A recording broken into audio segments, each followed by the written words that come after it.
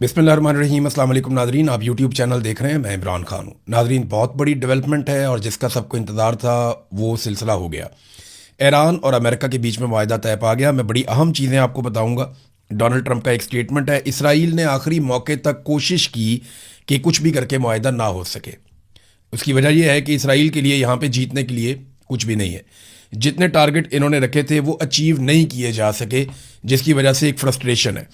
سب سے پہلے تو آپ دیکھ لیں ڈونلڈ ٹرمپ نے اس کو اناؤنس کیسے کیا ہے۔ ڈونلڈ ٹرمپ نے اس کے بارے میں کیا کہا، کس طریقے سے اس نے اناؤنس کیا، یہ دیکھیے۔ ڈونلڈ ٹرمپ نے کہا کہ سب کو مبارک ہو، ایران کے ساتھ معاہدہ طے ہو گیا۔ اور ڈونلڈ ٹرمپ نے اعلان کیا کہ امریکہ اور ایران کے درمیان معاہدہ مکمل ہو گیا ہے، جسے انہوں نے خطے میں امن اور استحکام کی جانب ایک تاریخی پیش رفت قرار دیا ہے۔ انہوں نے جو سوشل میڈیا ان کا اپنا ہے، ٹروتھ سوشل، اس پر اپنا ایک پیغام جاری کیا اور انہوں نے کہا اسلامک ریپبلک آف ایران کے ساتھ ڈیل مکمل ہو گئی ہے، سب کو بہت بہت مبارک ہو۔ آپ نے ہرمز کو تمام تجارتی اور بین الاقوامی جہازوں کے لیے جمعے کو معاہدے پر دستخط ہونے کے بعد کھولنے کی اجازت دے دی گئی ہے، جبکہ ایران کے خلاف امریکی بحری ناکہ بندی بھی فوری طور پر ختم کرنے کی منظوری دی جا چکی ہے۔ ٹرمپ نے کہا کہ تیل کی ترسیل بحال ہونے کا وقت آ گیا ہے اور دنیا بھر کے جہاز اپنی معمول کی سرگرمیاں دوبارہ شروع کر سکتے ہیں۔ یہ تو ہے ڈونلڈ ٹرمپ کا سٹیٹمنٹ۔ ایک سٹیٹمنٹ جو ہے بہت امپورٹنٹ، وہ ایرانی صدر کا بھی ہے۔ ایرانی صدر نے یہ دعویٰ کیا کہ امریکہ سے بات چیت کی منظوری نیشنل سیکورٹی کونسل نے دی ہے، یعنی یہ ایسا نہیں ہے کہ ڈائریکٹلی چند لوگوں نے یہ فیصلہ کر لیا، بلکہ قومی مفادات کا تحفظ اس میں رکھا گیا ہے۔ ایران کی بنیادی ترجیحات جو ہیں ان کو سامنے رکھا گیا ہے اور سپریم لیڈر کی حتمی منظوری سے ہی یہ پیش رفت ہوئی ہے۔ یہ ایران کے صدر مسعود پشکیان نے یہ سٹیٹمنٹ دیا ہے۔ اب یہ تو ہو گیا ایران کا سٹیٹمنٹ۔ اب ذرا دیکھ لیتے ہیں کہ جو آفیشیل سٹیٹمنٹ آیا ہے ایران کی سیکورٹی کونسل کی جانب سے وہ کیا ہے۔ سیکریٹریٹ اعلیٰ قومی سلامتی کونسل جو ایران کی ہے، انہوں نے ایرانی عوام کے نام ایک پیغام جاری کیا۔ اس پیغام میں انہوں نے کہا کہ اسلامی جمہوریہ ایران نے اپنے شہید رہنما کی قیادت میں امریکی صہیونی دشمن پر اپنی برتری کو مکمل کر دیا ہے اور اسلامی جمہوریہ کے رہبر معظم جو اس وقت ہیں مجتبیٰ خامنئی، ان کے بارے میں انہوں نے کہا ان کے اقدامات تمام عوام کی حمایت اور اسلام کے مجاہدین کی انتھک کوششوں کے تحت کئی مہینوں پر محیط مذاکرات کے ایک مشکل اور شدید دور کے بعد اور اعلیٰ قومی سلامتی کونسل کی قرارداد کی بنیاد پر جنگ کے خاتمے کے لیے مذاکرات پر یادداشت کا متن، یعنی ہم یہ جو مفاہمت کی یادداشت ہے یا جو اس کو آپ وہ کہتے ہیں ایم او یو، اس کا متن جو ہے وہ 14 جون کی شام ایران اور امریکہ کے درمیان اسلام آباد مذاکرات میں فائنل کر لیا گیا ہے۔ پھر انہوں نے کہا جی لبنان سمیت تمام محاذوں پر جنگ بند ہو جائے گی، فوجی کارروائیاں آج رات سے فوری طور پہ اور مستقل طور پہ ختم ہو جائیں گی، ایران کے خلاف بحری ناکہ بندی فوری طور پہ اور مکمل طور پہ جو ہے وہ ختم کر دی جائے گی۔ اور 19 جون کو وہ کہہ رہے ہیں جی کہ اس مفاہمت کی یادداشت پر دستخط کی باقاعدہ تقریب ہوگی جو کہ سوئٹزرلینڈ کے اندر ہوگی، اور حتمی معاہدے کے لیے مذاکرات اس وقت تک ملتوی رہیں گے جب تک دوسرا فریق یادداشت مفاہمت کے مطابق اپنی ذمہ داریوں کو پورا نہیں کر دیتا۔ اسلامی جمہوریہ ایران، اسلامی جمہوریہ پاکستان اور قطر کی حکومتوں کی کوششوں کو سراہتا ہے۔ قطر نے اس میں کافی کوشش کی، پاکستان نے اس میں کافی کوشش کی، پاکستان کے وزیر اعظم نے اس کا اناؤنسمنٹ بھی کیا تھا۔ اب اسرائیل نے اس کو خراب کرنے کی کوشش کی۔ ہوا یہ کہ اسرائیل کی جانب سے بیروت کے مضافاتی علاقے زاہیہ کے اندر ایک اٹیک کیا گیا اور اس حملے کے بعد جو ہے وہ ایران کی جانب سے بڑا سخت رد عمل آیا اور انہوں نے کہا جی اس طرح تو مذاکرات نہیں ہو سکتے، اس سے تو حالات خراب ہو جائیں گے، اور ایران نے اسرائیل کے اوپر حملہ کرنے کی تیاری شروع کر دی۔ لیکن اس کے بعد ڈونلڈ ٹرمپ نے آخری لمحات میں ایران سے درخواست کی کہ وہ حملہ نہ کرے، اور ڈونلڈ ٹرمپ نے باقاعدہ اس کے اوپر ایک سٹیٹمنٹ بھی جاری کیا، یعنی جو ڈونلڈ ٹرمپ کا اپنا ٹویٹ ہے پہلے وہ آپ دیکھ لیں۔ آج صبح بیروت پر حملہ نہیں ہونا چاہیے تھا، خاص طور پر ایک ایسے خاص دن جب ہم ایران کے ساتھ امن معاہدے کے بہت قریب ہیں۔ اسرائیل کو خطرات کے خلاف اپنا دفاع کرنے کا حق ہے، لیکن جس حملے کا وہ جواب دے رہا تھا وہ بہت معمولی اور بے معنی تھا، کوئی بھی زخمی یا ہلاک نہیں ہوا اور اسے اس اہم عمل میں خلل نہیں ڈالنا چاہیے تھا۔ ہم ایک ایسے معاہدے کے بہت قریب ہیں جو خطے میں امن لائے گا، بشمول لبنان، اور تمام فریقین کو اب پیچھے ہٹ جانا چاہیے۔ اسرائیل کی طرف سے لبنان میں کہیں بھی مزید حملے نہیں ہونے چاہیے، لیکن کسی دوسرے فریق کو جس میں حزب اللہ بھی شامل ہے ان کی طرف سے بھی اسرائیل کے خلاف مزید حملے نہیں ہونے چاہیے۔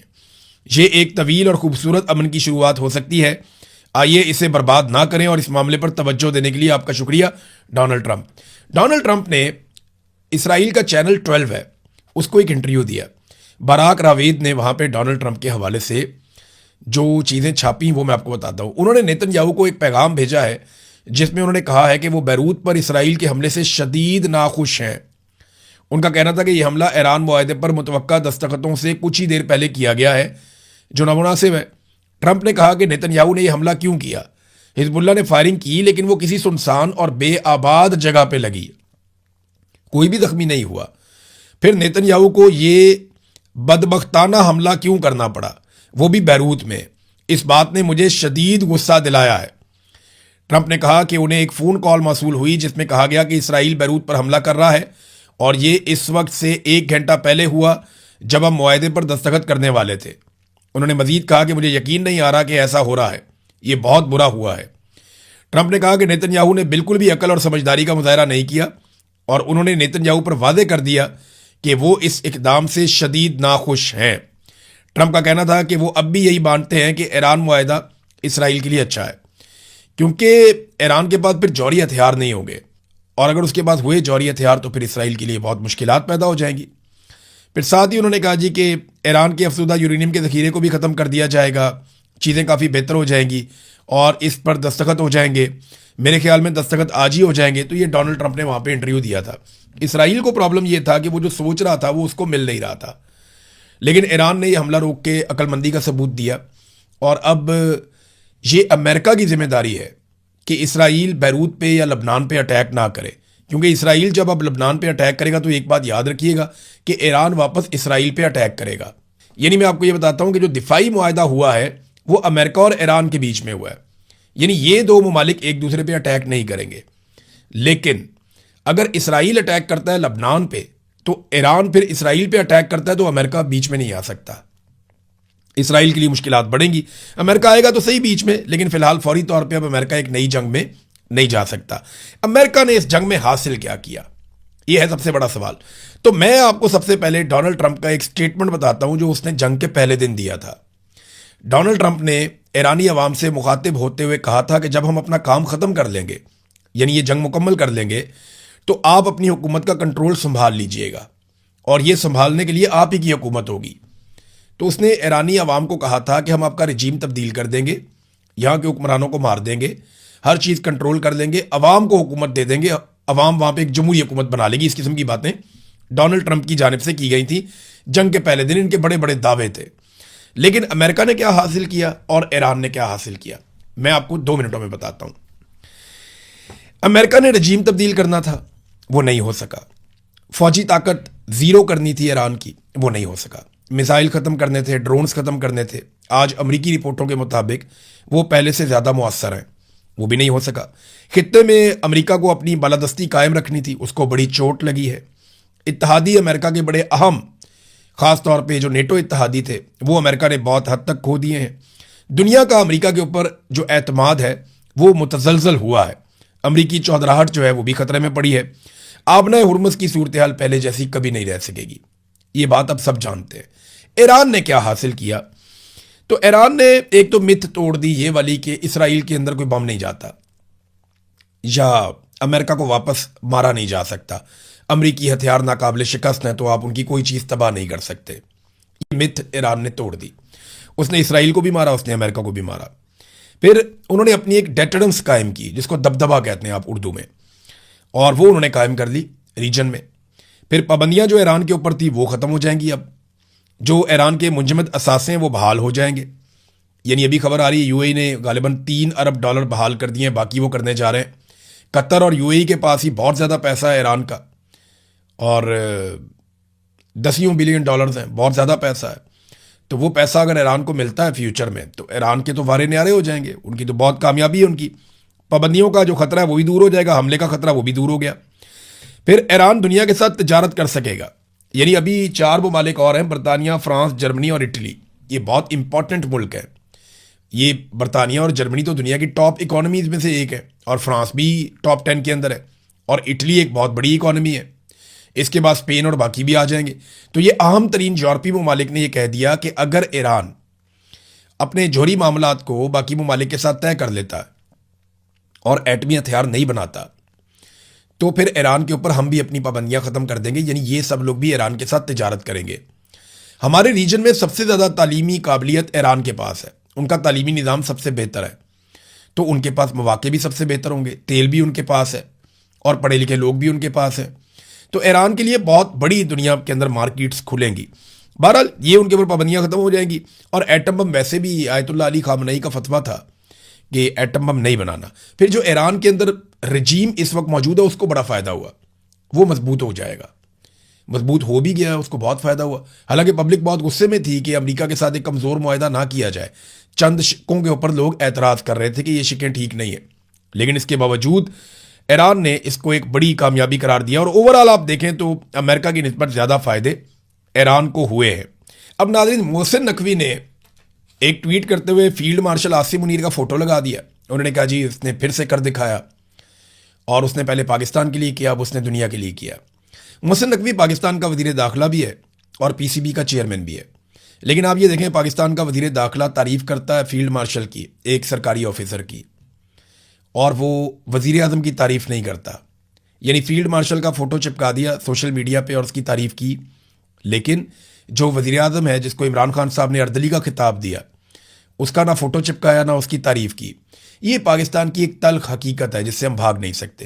ہاں، یہ بات سب کو ماننی پڑے گی کہ پاکستان کے اوپر حکمران کیونکہ مسلط ہیں، اس وقت فیلڈ مارشل عاصم منیر کا کنٹرول ہے، شہباز شریف کو جعلی حکمران بنایا ہوا ہے، تو ان لوگوں کو موقع ملا اور انہوں نے موقع سے فائدہ اٹھایا، اور انہوں نے اس امن کے لیے اپنا کردار ادا کیا۔ ایکچولی تو یہ پاکستان کا کردار ہے، پاکستان کی اہمیت ہے، اور پاکستان کی وجہ سے یہ لوگ پہچانے جاتے ہیں دنیا میں، لیکن اچھی بات یہ ہے کہ ان لوگوں نے یہ رول پلے کیا، تو جتنی جس کی بنتی ہے اتنی تعریف ہونی چاہیے، لیکن گیم اٹھاتے وقت اس بات کا خیال رکھے کہ پاکستان ایک جمہوری ملک ہے، چلے کہنے کو ہی ہے، تو وزیر اعظم کی کم سے کم فوٹو لگا کے اس کی تعریف اگر وزیر داخلہ کر دیتا، لیکن وزیر داخلہ نے اس موقع پر بھی وزیر اعظم کو آئینہ دکھایا اور یہ بتایا کہ باس کون ہے اور اردلی کون ہے، تو فیلڈ مارشل کا فوٹو وہاں پہ انہوں نے لگا دیا۔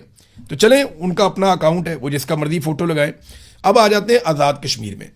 آزاد کشمیر میں ناظرین اس وقت جو صورتحال ہے وہ پوری دنیا میں جو اوورسیز کشمیری ہیں ان کے ساتھ جڑی ہوئی ہے۔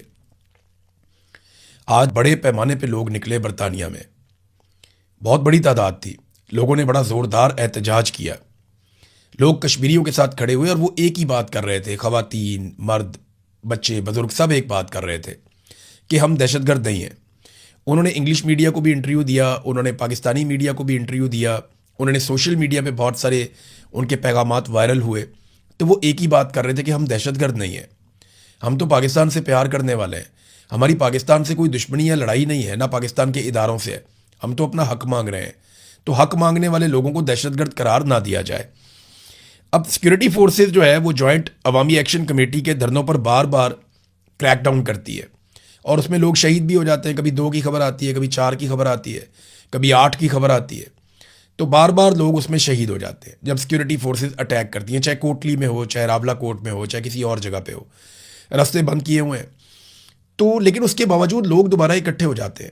مجھے حیرت اس بات پہ ہوتی ہے کہ سیکورٹی فورسز کریک ڈاؤن کرتے ہیں، کافی لوگ زخمی ہو جاتے ہیں، ہر دفعہ درجنوں لوگ زخمی ہو جاتے ہیں، اور سیکورٹی فورسز کے لوگ بھی زخمی ہوتے ہیں کیونکہ لوگ آگے سے ریٹیلیٹ کرتے ہیں اور لوگ شہید بھی ہو جاتے ہیں، لیکن اس کے باوجود کشمیری ہار نہیں مانتے، وہ دوبارہ اکٹھے ہو جاتے ہیں، وہ پھر میدان لگا لیتے ہیں۔ اب تو خواتین بھی بیچ میں آنا شروع ہو گئی ہیں، تو عملی طور پہ آزاد کشمیر میں جو کاروبار زندگی ہے وہ منجمد ہے، یعنی فریز ہو گئی ہر چیز، انٹرنیٹ بند ہے، ٹرانسپورٹ اور راستے بند ہیں، کشیدگی کا خطرہ لگاتار بڑھتا چلا جا رہا ہے، ختم نہیں ہو رہا، اور سرکاری ٹی وی دعویٰ کر رہے ہیں کہ سب کچھ نارمل ہے، بالکل ویسے ہی دعویٰ کر رہے ہیں جس طرح سرکاری ٹی وی کہتے تھے کہ بنگلہ دیش میں سب کچھ نارمل ہے، اور پھر ہم نے دیکھا کہ پاکستان 2 ٹکڑے ہو گیا۔ تو سرکاری ٹی وی تو ہمیشہ سے آپ کو چیزیں نارمل کر کے بتاتے ہیں، لیکن حالات گراؤنڈ میں ویسے نہیں ہیں۔ جو آزاد کشمیر سے اطلاعات آ رہی ہیں، لوگ ڈٹے ہوئے ہیں، اور کشمیر میں عملی طور پہ 1 ہفتے سے ایک لاک ڈاؤن جیسی کیفیت ہے، ٹرانسپورٹ بند ہے، راستے بند ہیں، اور جو راستے تھوڑے بہت کھلے رہنے چاہیے تھے وہ سیکورٹی فورسز نے خود بند کر دیے ہیں۔ یہ وہاں پہ اس وقت سچویشن ہے۔ ناظرین، ایک اور خبر پاکستان کی بدنامی کا باعث بن رہی ہے پوری دنیا میں، اور عالمی میڈیا بھی اس کو اٹھا رہا ہے۔ مریم نواز صاحبہ نے بہت کھلی چھوٹ دے دی CCD کو، اور انہوں نے کافی لوگ قتل کیے ہیں. 2000 سے زائد لوگ قتل کیے جا چکے ہیں. اور یہ سارے لوگ ایسے نہیں ہیں جنہیں عدالت میں پیش کیا گیا ہو یا عدالت کے ذریعے سے انصاف دیا گیا ہو. دیکھیں قانونی طریقہ کار تو یہ ہے کہ آپ نے کسی مجرم کو پکڑا یا ملزم کو پکڑا, آپ اس کو لے کر گئے عدالت میں, آپ نے جرم ثابت کیا. جب جرم ثابت ہو گیا تو اس کے بعد عدالت اس کو سزا دے دے, یہ طریقہ کار ہے. لیکن یہاں پہ ہو یہ رہا ہے کہ رات کو 12 بجے ایک عدالت لگتی ہے لاہور میں, اور اس عدالت کے اندر یہ فیصلہ کرتا ہے ایک سرکاری آفیسر جو ماضی میں بہت کرپٹ آفیسر مشہور تھا, بہت بے ایمانی کرتا رہا ہے, اس کے کیسز بھی ہیں. وہ آفیسر رات کو 12 بجے اس عدالت میں فیصلہ کرتا ہے کہ یہ بندے جو ہیں یہ قتل کر دیے جائیں گے, اور اس کو مار دو, اس کو مار دو, اس کو مار دو. وہ فیصلہ کر لیتا ہے. اس کے بعد مختلف شہروں کے اندر پولیس مقابلے ہوتے ہیں اور سی سی ڈی والے جو ہے وہ بندے مار دیتے ہیں. اب یہ جو ایک سی سی ڈی ہے یہ بندے مارنے کے لیے مشہور ہو چکی ہے, اور ان کا ہاتھ بہت کھل گیا ہے. اب یہ ہاتھ چھٹ ہو گئے, اور ان کی کوئی بنیادی ٹریننگ تو ہے نہیں. تو انہوں نے کیا یہ کہ چکوال میں آسٹریلیا سے واپس آئی ہوئی تھی ایک فیملی, ان کے ساتھ ڈکیتی کی واردات ہو رہی تھی, تو انہوں نے ان کے اوپر ہی فائرنگ کر دی, فیملی کے اوپر. ایسے نان پروفیشنل لوگ ہیں, وہ وہاں سے گاڑی لے کے نکلے, ان کے اوپر فائرنگ کر دی. 9 سال کی بچی ہے چھوٹی, وہ اس واقعے کے اندر شہید ہو گئی. غالباً جو انفارمیشن ملی اس کو 5 گولیاں لگی ہیں, اور سرکاری گن سے اس کو یہ 5 گولیاں ماری گئیں. گاڑی کو چھنی کر کے رکھ دیا سی سی ڈی والوں نے. یعنی بنیادی ٹریننگ نہیں ہے, وہ آئیڈینٹیفائی نہیں کر پا رہے کہ یہ ڈاکو ہیں یا عام شہری ہیں. اب وہ آسٹریلیا سے پلٹ کے آئے ہوئے تھے, 2 لوگوں کو وہاں پہ اور گولیاں لگ گئیں, عدیل کو اور عفان کو. یہ 2 لوگ زخمی ہو گئے, جبکہ ایک معصوم بچی ہے چھوٹی 9 سال کی, کوئی 10 سال بتاتا ہے, کوئی 9 سال بتاتا ہے, اور یہ ہانیہ, یہ بچی جاں بحق ہو گئی.